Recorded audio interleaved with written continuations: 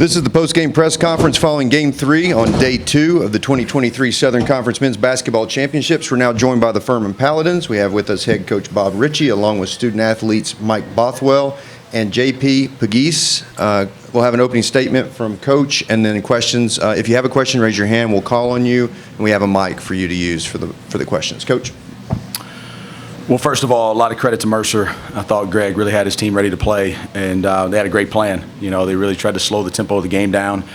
I thought they were the aggressor on the glass in the first half, and you know, I thought we were doing a good job in first shot defense, but I thought the tempo was in their favor on both ends, and I thought they were getting us on the O boards. I think they had 10 points at halftime on offensive rebounds, and you know, we weren't moving the ball well. I think we only had 3 assists first half.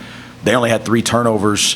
And it was just clear to me that we had to change the tempo. And so we went to pressure, and, man, our guys started flying around. And you know, it kind of energized us. And, you know, we built off that energy. I thought the ball started popping. I thought we started attacking better. You could just see it. And even Mike came to the timeout that first one, and he said, hey, we're already having more fun. And, you know, we got to just, you know, one game at a time. And you got to go out there and enjoy it. But, you know, I was talking to Wes Miller, is a good friend, and I called him the other day before we were coming up to the tournament, and he made a comment to me. He said, hey, that first game, we had a lot of hard first halves, but we had some good second halves. And, you know, I kind of kept that in my mind as we were navigating that and just trying to remind our team to keep our poise, right, just get to us and not to let the pressure get to them. And I thought they did a great job in the second half. This guy to my left, both these guys, I mean, they were just warriors. But, you know, they made big-time plays. Mike told the team at halftime, he said, follow my energy. And I think that's exactly what they did. And couldn't be more proud of them for their response. All right, questions? Front row. JP, right before you guys put on the press, I think it was Mercer had scored and make it 34-29, and you just kind of took it length of the court, scored and got fouled. Like, almost to say, enough of this. Can you just kind of take me through that, and then what transpired after that? Most definitely. I knew in the second half that we had to come out and be aggressive. And, you know, the first half you could see the guys were kind of picking me up full court, and it was kind of almost slowing the tempo down. So, like you said, I kind of just said that I'm going to go by this guy. And I ended up seeing the lane and ended up making the right play. John, front row. Coach, obviously you make the adjustment at halftime. Is that the most extended portion of the season that you've played in the press for a game?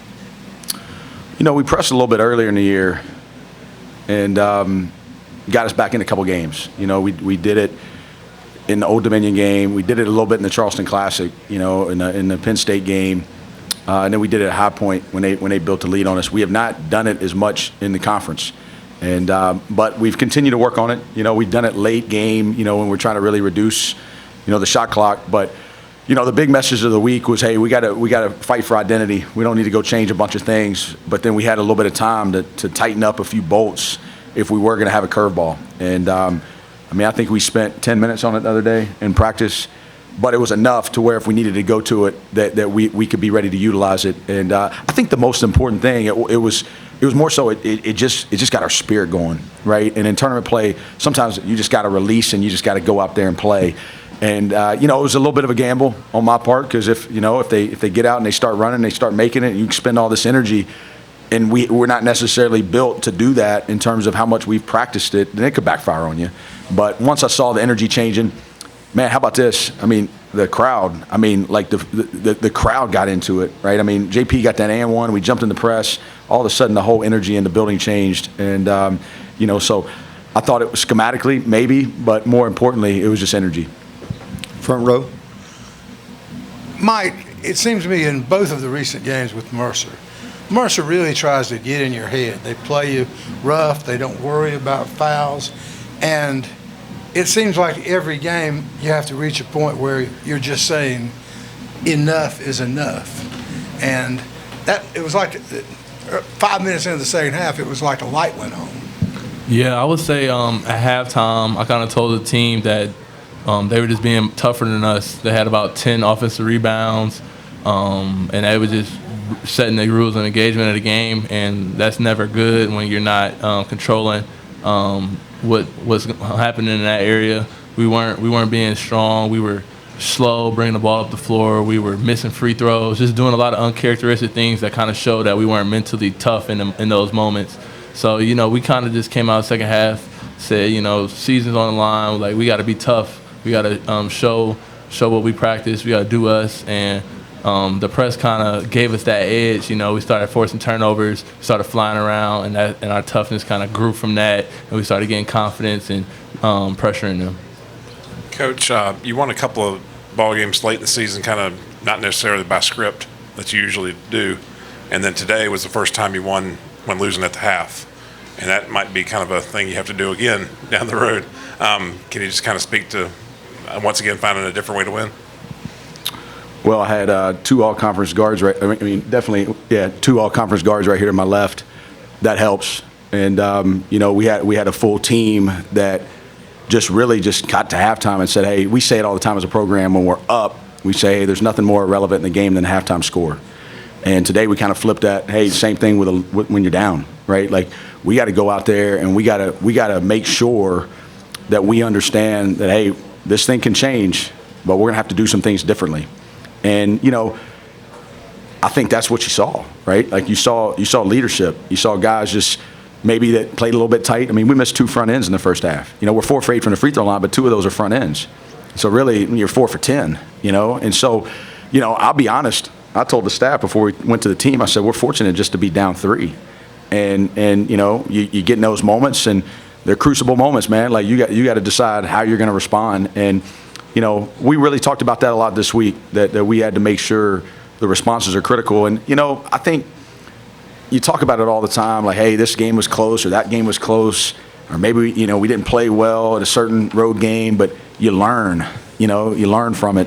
And this is the 3rd team in the last probably 4 games that has really tried to change the tempo of the game on us. And I really regretted in one of those games not doing something to change the tempo. And that was the whole thing. And that's what we've said that all year. We've lost well as a team. And, I think they had some security in it, knowing that we had discussed it, that we had to go out there and figure out a way to change the tempo because we're best when we're fast. And the defense allowed us to do that tonight. Maybe time for a couple more. John?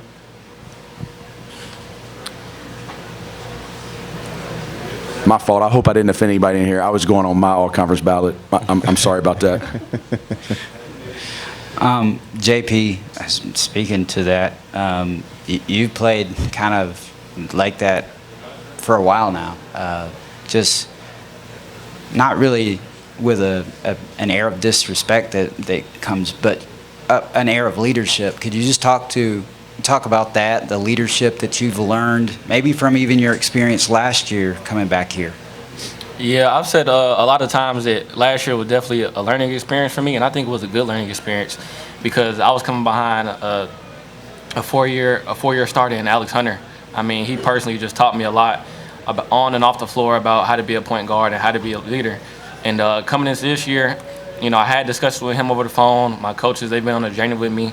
They've given me confidence, whether I'm playing good or bad. They kind of instilled it in me, and so have my teammates. And I think it's just coming all along for me at the end of the day. It's been a process, and I'm thankful for my coaches, my teammates, former teammates, all that. And I think they've helped me get to the point that I got to today. JP, I know it's all team, all in, one for all. But did it annoy you when you didn't make it all conference?